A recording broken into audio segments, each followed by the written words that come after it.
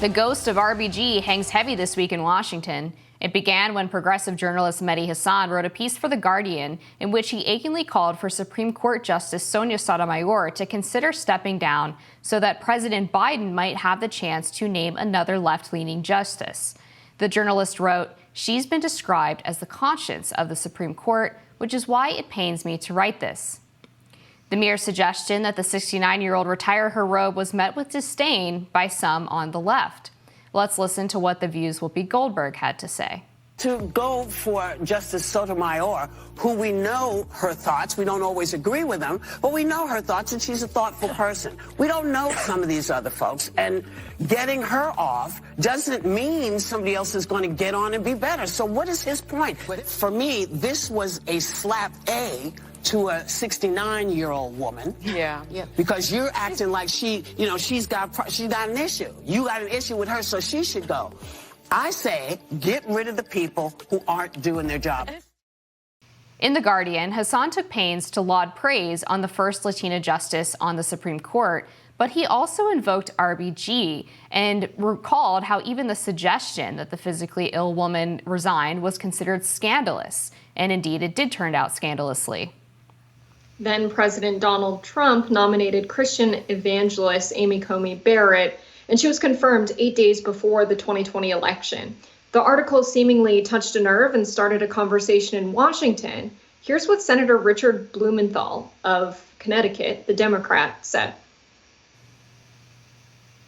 He said, "I'm very respectful of Justice Sotomayor. I have great admiration for her, but I think she really has to weigh the competing factors. We should learn a lesson. And it's not like there's any mystery here about what the lesson should be. The old saying, graveyards are full of indispensable people, ourselves in this body included." So this brings up a lot of issues. What a statement to make that, we're all going to die someday, so Sotomayor might as well retire because Merrick Garland, Amy Coney Barrett, just an absolutely craven statement to make from a senator who is introducing policy around technology when he once asked, "Do you commit to ending Finsta, a representative of the Meta company?" Just absolutely ridiculous to criticize Sotomayor for old age and to be politically jockeying right now. It's just a bit silly, I think. These folks, should RBG have retired when, they believed they could confirm a more, left-leaning justice? Maybe. Okay. But in a situation today, when we have, the history of Merrick Garland not being confirmed, when we have an election coming now, it is true that Amy Coney Barrett was nominated, or rather was confirmed just 8 days before the 2020 election. So that same argument that, Merrick Garland shouldn't get in office because the Obama presidency is about to end, that was in March of 2016. We're in a situation where, we are beyond March at this point, but so was Amy Coney Barrett's nomination. I think we're in a situation now where we're just a few votes away from a majority to assume that, Sotomayor is going to pass away and we're going to be in a tough situation in a few years. They're basically conceding that they plan on, losing the presidency, maybe losing, power in Congress and the Senate. It's just a craven statement to make. So many issues brought up here. Amber, what's your initial reaction? Yeah, I did want to start with a correction. We said that Amy Coney Barrett was a Christian evangelist. She is actually a Catholic, but getting back to the point about Senator Blumenthal's statement, I think you're right. It is very craven, and it does show an air of desperation about what might happen in the November election. Republicans have a decent chance to pick up a couple of Senate seats, whether in Pennsylvania or Montana, and maybe even Arizona. And it seems like Democrats might think this is their last chance to potentially replace one of the left-leaning justices on their own volition. But it is interesting coming from the same party that on many occasions has accused the right of politicizing the courts.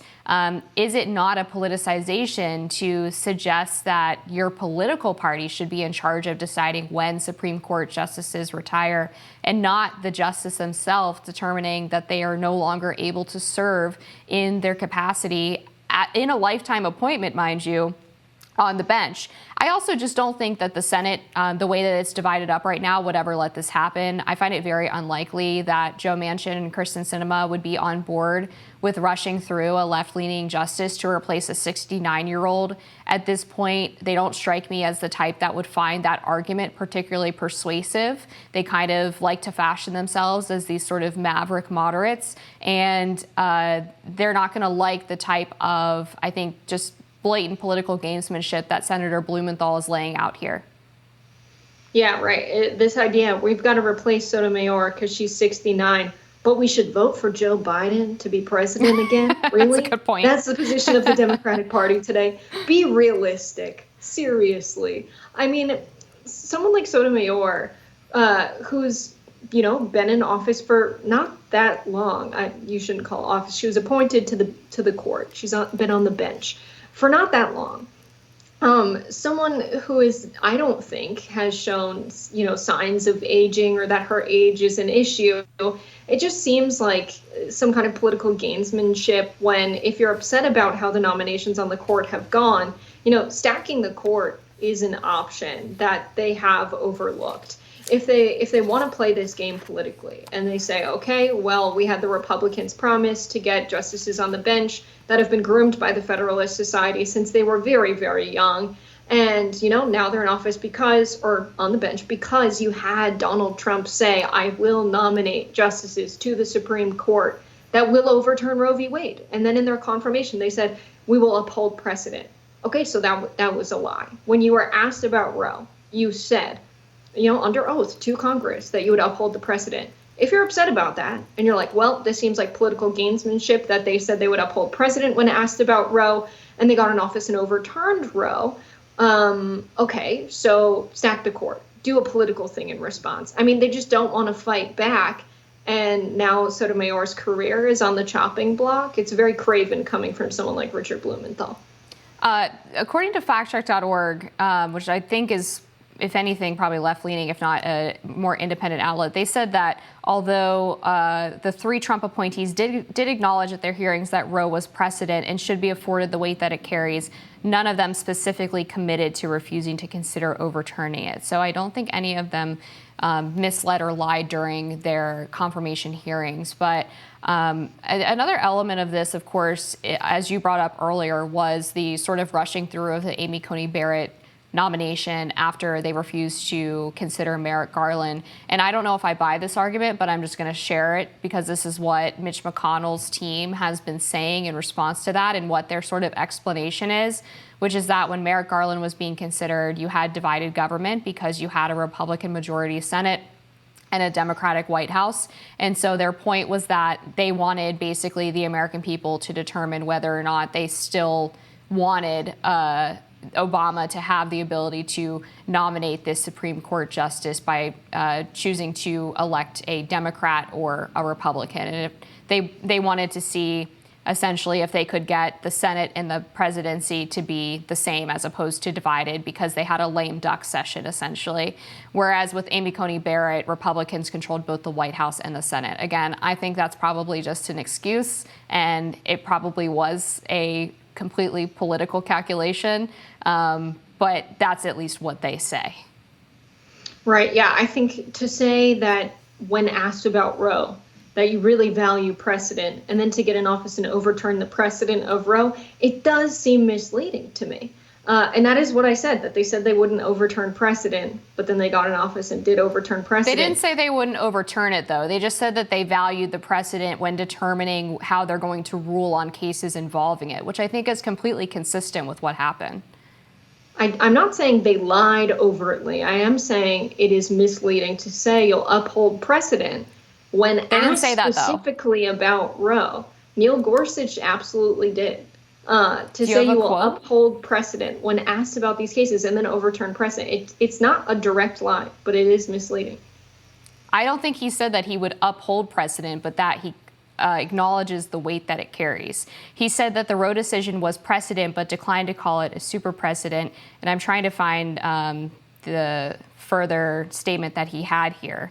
because obviously we're looking this up in real time, but according to multiple fact check outlets I'm looking at right now, they all say that none of the justices explicitly committed to not overturning precedent. I mean, that would be crazy. That'd be like a Supreme Court justice going through a nomination, confirmation hearing and saying that they would not, would uphold precedent on all sorts of matters like Dred Scott, for example. Like, I don't think any Supreme Court justice would ever commit to never overturning precedent. That would be contrary to their position. That would be contrary to the fundamentals of the job.